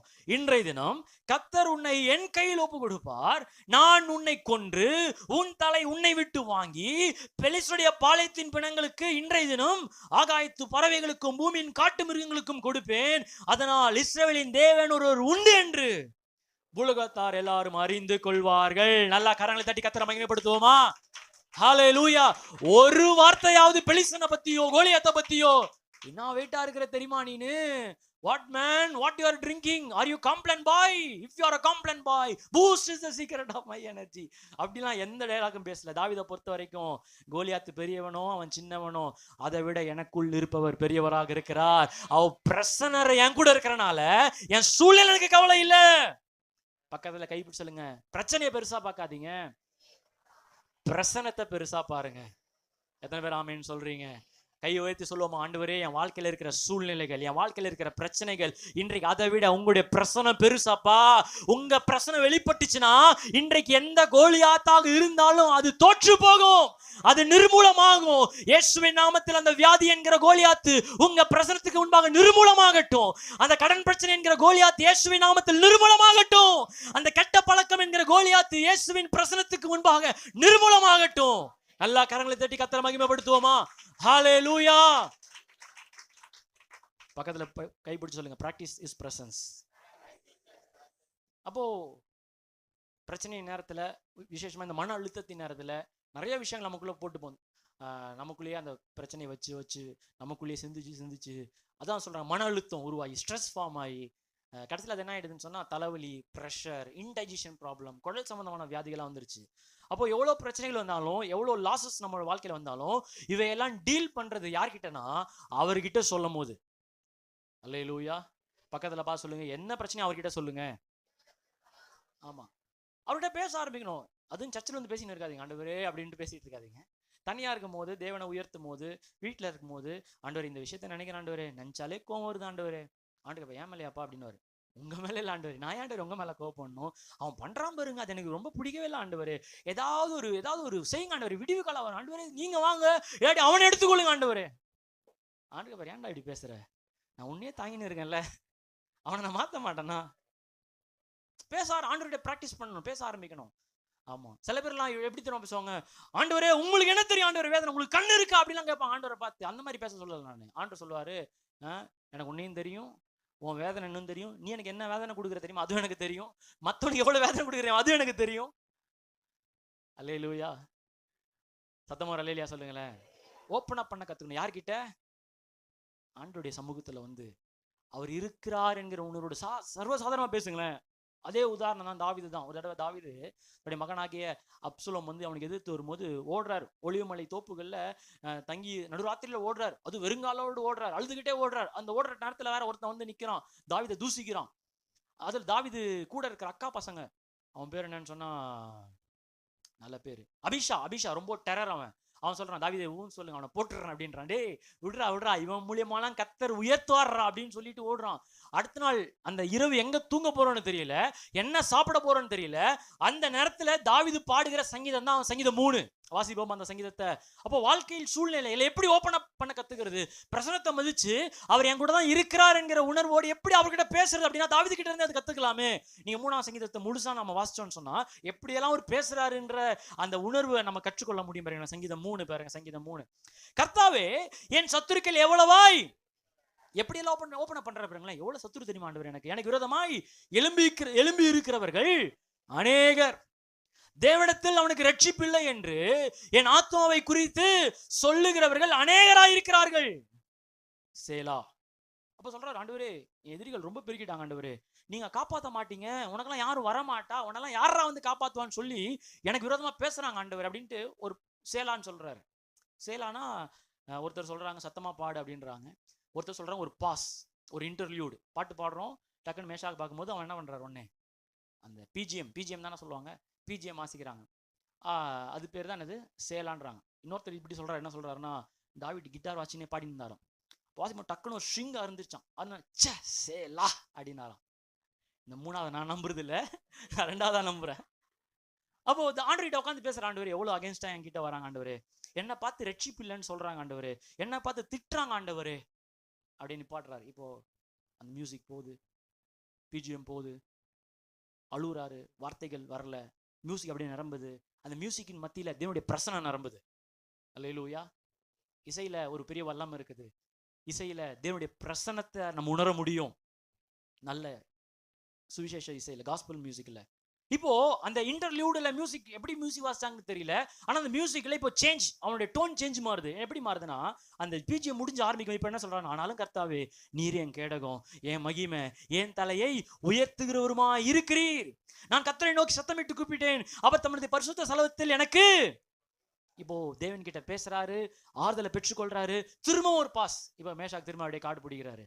அப்போ திரும்ப அந்த பிஜிஎம் போகுது, இப்போ அப்படியே பிரசனம் வெளிப்படுது. திரும்ப அடுத்த 5ஆம் வசனம் பாருங்களேன், நான் படுத்து நித்திரை செய்தேன், விழித்துக் கொண்டேன், கர்த்தரனை எனக்கு விரோதமாய் சுற்றிலும் படையெடுத்து வருகிற 10,000 பேருக்கும் நான். அப்படியே இன்னும் பிரசனம் நடக்குது. ஓ எவ்வளவு பேர் வந்தா என்ன, ஆமா நான் பாட்டுக்கு தூங்குற ஆண்டவரே, ஆமா எதுவும் என்னை மேற்கொள்ளாது. அல்லேலூயா. ஆனா டக்குன்னு இதெல்லாம் பேசிட்டே இருக்கும் போதே இல்ல, டக்குன்னு என்ன வருதுன்னா, கர்த்தாவே எழுந்தருளும், என் தேவனே என்னை ரட்சியும், நீ என் பகையினர் எல்லாரையும் தாடையில் அடித்து துன்மார்க்கருடைய பற்களை. அப்படியே தூங்கலான்னு போறாரு, டக்குன்னு அவன் நினைப்போறது, எதிரி நினைப்போறது. எத்தனை பேருக்கு அப்படி வந்திருக்கும், தூங்கலான்னு போகும்போது சத்துரு வந்து நிற்பான், அப்படியே அந்த பிரச்சனை வந்து நிற்கும். உடனே இல்ல, ஆண்டவரே அவன் வந்து நிக்கிறாப்பா, அவன் பல்ல உடைங்க ஆண்டவரே. டோன் மாறுது. திரும்ப ஃபர்ஸ்ட் ஆறுதலை பெற்றுக்கொள்றாரு, ஆண்டவரே நான் படுத்துக்கிற ஆண்டவரே, நீங்க என் கூட இருக்கிறீங்க ஆண்டவரே, எத்தனை பேர் வந்தாலும் நான் பயப்பட மாட்டேன்றாரு. அதுக்கப்புறம் திரும்ப என்ன வருது, அவன் நினைப்பு வந்தோடனே டக்குன்னு எப்படி பேசுறாருன்னா, டார்ச்சர் தாங்க முடியல ஆண்டவரே, அவன் பல்ல உடைங்க ஆண்டவரே அப்படின்றாரு. இப்ப திரும்ப 8ஆம் வசனம் பாருங்களேன், ரட்சிப்பு கர்த்தருடையது, தேவனுடைய ஆசீர்வாதம் உம்முடைய ஜனத்தின் மேல் செய்யலாம். ரொம்ப பேசிட்டோம், மியூசிக் வாசிக்கிட்டோம். சும்மா பல்லு உடைக்கிறேன், அவன் உடைக்கலாம் ஜோம் பண்ணிட்டு ஆண்டவரே, தெரியாம ஜோம் பண்ணிட்டு ஆண்டவரே, மன்னிச்சிருங்க ஆண்டவரே.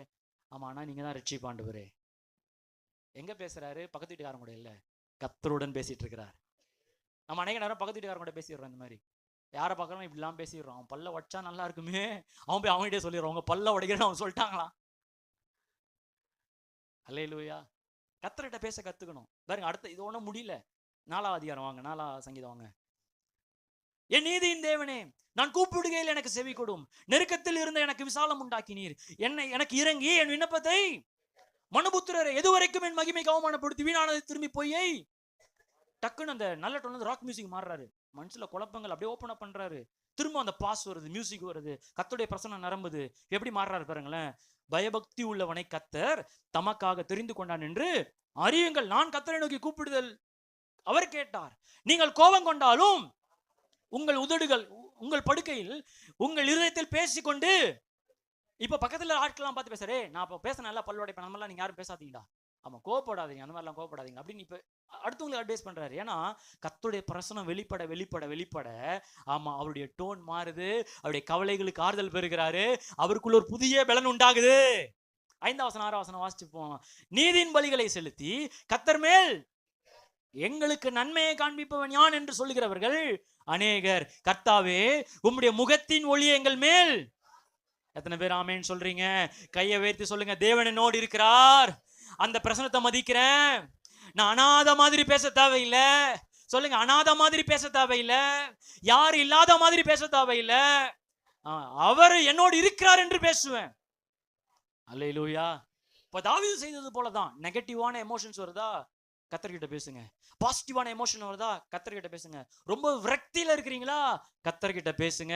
ஏன்னா அவர் இருந்தாலே சகலவற்றிற்கும் அவர் விடுதலையா இருக்கிறார். சத்தமா அல்லேலூயா சொல்லுங்க. அல்லேலூயா. அப்போ கர்த்தர் இருக்கிறார் என்கிற உணர்வோடு, பிரசனத்தின் உணர்வோடு நம்ம வாழ ஆரம்பிக்கணும். ஏன்னா அவர் இருக்கிறார் என்ற உணர்வோடு வாழ்ந்தால் பயத்திலிருந்து விடுதலை. அவர் தான் நமக்கு ஜீவனாக இருக்கிறார். நிறைய பேர் என்ன நினைக்கிறாங்கன்னா, அன்னைக்கு மட்டும் கர்த்தர் இருந்திருந்தாருன்னா நல்லா இருந்திருக்குமே அப்படின்னு நினைக்கிறாங்க. எதை? கடந்த காலத்தை பத்தி சொல்றாங்க. அன்னைக்கு இருந்திருந்தாருன்னா நல்லா இருக்குமே, போன வருஷம் அந்த நேரத்துல தேவன் உதவி செஞ்சிருந்தா நல்லா இருக்குமே அப்படின்றாங்க. அப்படி இல்லையா, எதிர்காலத்தை பத்தி பேசுறாங்க. அடுத்த வருஷம் செய்வாரா இருக்கும், அடுத்த வருஷம் பண்ணுவாரா இருக்கும். ஒண்ணு அன்னைக்கு இல்லாட்டி நாளைக்கு. சொல்லுங்க, அன்னைக்கு இல்லாட்டி நாளைக்கு. ஒண்ணு கடந்த கால வாழ்க்கை குறித்து வருத்தப்பட்டு இருக்கிறாங்க. ஓ அன்னைக்கெல்லாம் யாரும் எனக்கு உதவி செய்யல, கர்த்தரே அமைதியான்ட்டு அப்படின்றாங்க. அப்படி இல்லை, எதிர்காலத்துல ஓ ஆண்டவர் செய்வார், அவர் ஆண்டவர் பண்ணுவார் அப்படின்னு எதிர்காலத்தை குறித்து கவலைப்படுறாங்க. பக்கத்துல பார்த்து சொல்லுங்க, கடந்த காலத்தை குறித்தோ எதிர்காலத்தை குறித்தோ கவலைப்படாதீங்க. சொல்லுங்க, இன்றைக்கு அவர் உங்களோடு இருக்கிறார் என்ற உணர்வோடு வாழ ஆரம்பிங்க. எத்தனை பேர் ஆமேன்னு சொல்றீங்க?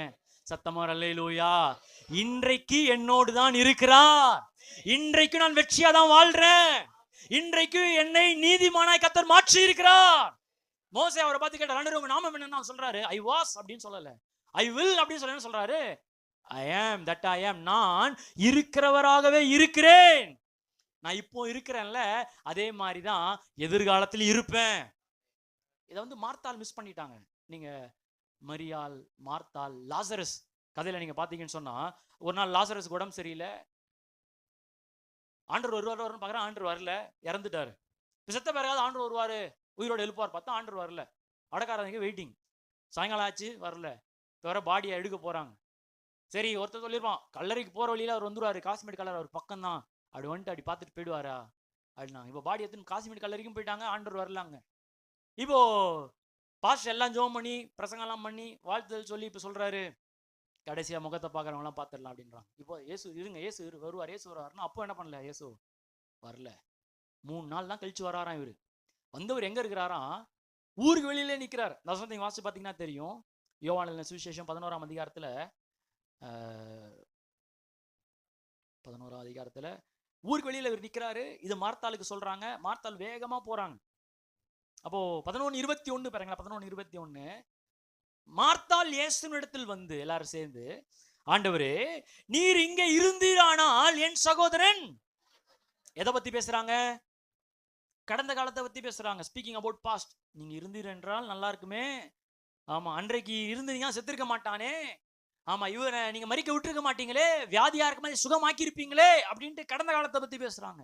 இயேசு என்ன சொல்றாரு பாருங்க, 22 இப்பொழுது நீ தேவனிடத்தில் கேட்டுக்கொள்வதோ அதை தேவன் உமக்கு தந்தருள்வார் என்று அறிந்திருக்கிறேன் என்று இயேசு அவளை நோக்கி, உன் சகோதரன் உயிர்த்தெழுந்து இருப்பான் என்றார். இங்கிலீஷ் அழகா இருக்கு, your brother shall rise again, shall live again. திரும்ப அவன் ஜீவனோடு எழும்புவான் அப்படின்னு மார்த்தாள் என்ன சொல்லியிருக்கணும், ஆமென் அப்படின்ட்டு எங்க கூட்டு போயிருக்கணும் அவரை, கல்லறைக்கு வாங்க ஆண்டவரே, போலாம் ஆண்டவரே அப்படின்னு சொல்லியிருக்கணும். ஆனா மார்த்தாள் என்ன பண்றாங்கன்னா 24 பாருங்க, அதற்கு மார்த்தாள், உயிர்த்தெழுதல் நடக்கும், கடைசி நாளில் அவனும் உயிர்த்தெழுவான் என்று ஐ நோ அப்படின்றாங்க. அந்த அம்மா என்ன சொல்றாங்க, ஆண்டவர்கிட்ட ஐ நோ அப்படின்னா, சகலத்தையும் அறிந்தவர்கிட்டே ஐ நோனா ஒன்றும் விளங்காது. அவர் கை நோவுனா சுகமாக்குவார், ஐ நோனா காப்பி கூட ஆத்த மாட்டார். பக்கத்துல பார்த்து சொல்லுங்க, ஐ நோன்னு வராதிங்க தேவ சமூகத்துக்கு. கை நோன்னு வந்தா சுகமாக்குவார். அப்போ 2 விஷயங்கள் இந்த மார்த்தாளாமா கிட்ட இருந்து. அன்றைக்கு இருந்திருந்தீங்கன்னா என் தம்பி செத்துருக்க மாட்டானே ஆண்டவரே, அன்றைக்கு நீங்க இருந்தீங்கன்னா உயிரோட வந்திருப்பானே ஆண்டவரே அப்படின்ட்டு கடந்த காலத்தை குறித்து கவலைப்படுறாங்க. அடுத்து என்ன சொல்றாங்கன்னா, கடைசி நாளில் உயிரோடு வருவான். ஆமா, எல்லாரும் உயிர் தள்ளுவாங்க. அப்போ நான் பார்க்க தான் போறேன் அப்படின்னு எதை பத்தி பேசுறாங்க? எதிர்காலத்தை பத்தி பேசுறாங்க. ஒண்ணு அன்னைக்கு, இன்னொன்னு நாளைக்கு. சொல்லுங்க, அன்னைக்கு நாளைக்கு, நாளைக்கு அன்னைக்கு. பரதநாட்டியம் பிளேயர் மாதிரி ஆயிடுச்சு பாருங்க. அன்னைக்கு நாளைக்கு நாளைக்கு அன்னைக்கு. இன்னைக்கு அநேகருடைய வாழ்க்கை அப்படிதான் இருக்கு. ஆனா ஏசு என்ன சொல்றாரு 25ல எல்லாரும் சேர்ந்து, இயேசு அவளை நோக்கி, நானே உயிர்த்தெழுதலும் ஜீவனுமாய் இருக்கிறேன். எத்தனை பேர் நல்லா கரங்களை தட்டி கர்த்தரை மகிமைப்படுத்துவோமா? அவர் அங்கதான் இருக்கிறார், இப்ப இருக்கிறார். நேற்று நடந்தது நடந்துருச்சு. நாளைக்கு பத்தி நான் கவலைப்பட தேவையில்லை. இன்றைக்கு தேவன் என்னோடு இருக்கிறார், உயிர்த்தெழுதலும் ஜீவனுமாய் இருக்கிறார். ரபா சந்தரலபா, நல்லா கரங்களை தட்டி, அந்த ஜீவன் என்னோடு தான் இருக்கிறார். மரணத்தின் அதிகாரம் என் வாழ்க்கையில கிரியை செய்யாது. கெட்ட பழக்கத்தின் அதிகாரங்கள் என் வாழ்க்கையில கிரியை செய்யாது. சாபத்தின் கட்டுகள் என் வாழ்க்கையில கிரியை செய்யாது. ஏன்னா இன்றைக்கும் தேவன் உயிர்த்தெழுதலும் ஜீவனுமானவர் என்னோடு தான் இருக்கிறார். ஹல்லேலூயா. அநேக நேரம் நம்ம கவலைப்படுறோம், அன்னைக்கு இருந்தா நல்லா இருந்திருக்குமே, போன வருஷம் என் கூட இருந்தா நல்லா இருந்திருக்குமே, அன்னைக்கு அந்த சூழ்நிலை மத்தியில ஏன் தேவன் இல்லையேன்னு கவலைப்படுறோம். நிறைய நேரம் இப்படி நினைச்சுக்கிறோம், அது நடக்குங்க, 5 வருஷம் கழிச்சு நடக்கும். இல்ல, இன்றைக்கு தேவன் என்னோடு தான் இருக்கிறார். அது எப்படி? நான் உயிர்த்தெழுதலும் ஜீவனுமானவர். Is my life. பக்கத்துல 2 பேரை தட்டி சொல்லுங்க, அவர் தாங்க வாழ்க்கையே. சொல்லுங்க, அவர் தான் ஜீவனே. அல்லேலூயா. அதை தான் தாவீது இதை நல்லா கற்றுக்கொண்டு இருந்திருக்காரு. ஆமா, சிங்காசனம் வருமோ வராதோ, ராஜ்யபாரம் வருமோ வராதோ, என் பேரு கிடைக்குமோ கிடைக்காதோ, ஆமா எனக்கு எல்லாம் அவரை குறித்து தான். சங்கீதம் 3:3 அதெல்லாம் சொல்றாரு. ஆண்டவரே, நீர் என் கேடகமும் நீர் என் மகிமையும் நீர் என் தலையை உயர்த்துகிறவருமாய் இருக்கிறீர். கையை உயர்த்தி சொல்லுங்களேன், நீங்க இருக்கிறீங்க. எத்தனை பேர் இன்னைக்கு உணர்றீங்க கர்த்தர் என்னோடு இருக்கிறார்? அப்போ கவலைகள், பிரச்சனைகள், போராட்டத்தின் மத்தியில நாம உன்னை நினைவு கூறணும், கர்த்தர் என்னோடு தான் இருக்கிறார். எதாவது உங்க வாழ்க்கையில் ஜீவனை அனுபவிக்கணும்னு விரும்புறீங்க? ஆமா. அப்போ ஜீவன் என்பது ஏதோ ஒரு பொருளோ, ஏதோ ஒரு சம்பவமோ, ஏதோ ஒரு ஆசீர்வாதமா இல்லை. ஜீவன் என்பது ஒரு நபர். அந்த நபர் பேர் தான் இயேசு கிறிஸ்து. Life is not event. நிறைய பேர் என்ன நினைச்சுக்கிறாங்கன்னா, ஒரு ஈவெண்டா, கல்யாணம் ஆயிடுச்சுன்னா நல்லா ஆயிடுங்க வாழ்க்கை, இந்த வருஷம் பிறந்தநாள் வருது பாரு, அதுக்கு பிறகு நான் மாறுறேன் பாரு அப்படின்னு அந்த ஈவெண்ட்டுக்காக காத்துட்டு இருக்கிறாங்க. ஆமா, இந்த நன்மை வந்துருச்சுன்னா அப்படின்னு நினைக்கிறாங்க, இந்த ப்ரொமோஷன் கிடைச்சிருச்சுன்னு அப்படின்னு நினைக்கிறாங்க. இல்ல அது பொருளோ, அது ஒரு சம்பவமோ இல்ல. என் வாழ்க்கை என்பது இயேசுவை சார்ந்தது. ஆமா, உயர்வு வருவதற்கு முன்னாடியே என்னால சந்தோஷமா இருக்க முடியும். ஆமா, என் வாழ்க்கையில சுகம் வருவதற்கு முன்னாடி என்னால சந்தோஷமா இருக்க முடியும். என் வாழ்க்கையில மேன்மைகள் வருவதற்கு முன்னாடி என்னால சந்தோஷமா இருக்க முடியும். ஏன்னு சொன்னா, ஜீவன் என்பது ஒரு நபர். அந்த நபர் இயேசு கிறிஸ்து. அல்லேலூயா. அவரே என் வாழ்க்கையில ஜீவனோடு இருக்கிறார். அதுதான் உபாகம் 30ஆம் அதிகாரத்தை வாசிச்சு நம்ம முடிக்க போறோம். உபாகம் 30ஆம் அதிகாரம் 18-19 ஆண்டவர் சொல்றாரு, நான் ஜீவனையும் மரணத்தையும் ஆசீர்வாதத்தையும் சாபத்தையும் உனக்கு முன் வைத்தேன் என்று உங்கள் மேல் வானத்தையும் பூமியும் இன்று சாட்சி வைக்கிறேன். ஆகையால் நீயும் உன் சந்ததியும் பிழைக்கும்படி நீ எதை தெரிந்து கொள். பாருங்க, அவரே கொஸ்டினை சொல்லி கொடுக்குறாரு. அவரே என்ன கொடுக்குறாருன்னா ஆன்சரும் கொடுக்குறாரு. அல்லேலூயா. ஆமா, ஒரு கொஸ்டினுக்கு 2 ஆன்சர் இருக்கும்பா. ஆமா, ஜீவன் மரணம், அந்த ஏ சூஸ் பண்ணு. என்னது? ஜீவன் அப்படின்றாரு. அல்லேலூயா. 20ஆம் வசனம் சேர்ந்து வாசிப்போமா? 20ஆம் வசனம், கர்த்தர் தன் பிதாக்களுக்கு ஆகிய ஆபிரகாமுக்கும் ஈசாக்குக்கும் யாக்கோபுக்கும் கொடுப்பேன் என்று அவர்களுக்கு ஆணையிட்டு கொடுத்த தேசத்திலே குடியிருக்கும்படிக்கு உன் தேவனாகிய கர்த்தரில் அன்பு கூர்ந்து அவர் சத்தத்திற்கு செவி கொடுத்து அவரை பற்றி கொள்வாயாக. அவரே உனக்கு ஜீவனும். பாருங்க, என்ன தெரிந்து கொண்டனா, என்ன அறிந்து கொண்டனா, என்ன அறிய என்ன தெரிந்து கொள்ள எனக்குள்ள நீ வளர வளர, ஆமா, நீ ஜீவனை தெரிந்து கொள்ற. நானே உனக்கு ஜீவனாக இருக்கிறேன்.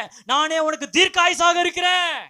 அப்போ Christianity is not about things. Christianity about a person. யார் அந்த நபர்? இயேசு கிறிஸ்து. அப்போ எல்லாவற்றிலும் அவர் மகிமைப்படுத்த ஆரம்பிங்க. உங்க வேலையில, உங்க குடும்பத்துல, உங்களுடைய தொழில்ல. ஆமா, ஏன்னா அவரே எனக்கு ஜீவனாக இருக்கிறார். எத்தனை பேர் ஆமேன்னு சொல்றீங்க? பழைய ஏற்பாட்டுல ஒவ்வொருவருக்கும் ஒரு நாமத்தை வெளிப்படுத்தினார். யெகோவா ஈரே அப்படின்னாரு ஆபிரகாமுக்கு ஒரு காலத்துல யெகோவா ஷம்மானாரு, ஒரு காலத்துல இஸ்ரவேலுக்கு ஜெயபலமானவர் அப்படின்னு சொன்னாரு, யெகோவா நிசினாரு, யெகோவா சித்கேனுனாரு, யெகோவா காதோஷ் அப்படின்னாரு, பரிசுத்தப்படுத்துகிற தேவனாரு. ஒவ்வொரு காலத்துல யெகோவா யெகோவா யெகோவான்னு வெளிப்பட்டாரு. ஆனா புதிய ஏற்பாட்டு விசுவாசிகளாகிய நமக்கு ஏசாயால சொல்லப்பட்டபடி நமக்கு ஒரு பாலகன் பிறப்பார், நமக்கு ஒரு குமாரன் கொடுக்கப்படுவார், கர்த்தத்துவம். ஆமா, அதுக்கு முன்னாடி வசனத்துல சொல்லுங்க, அவருக்கு இம்மானுவேல் என்று பெயரிடுவாயாக. இம்மானுவேல் என்றால் தேவன் நம்மோடு.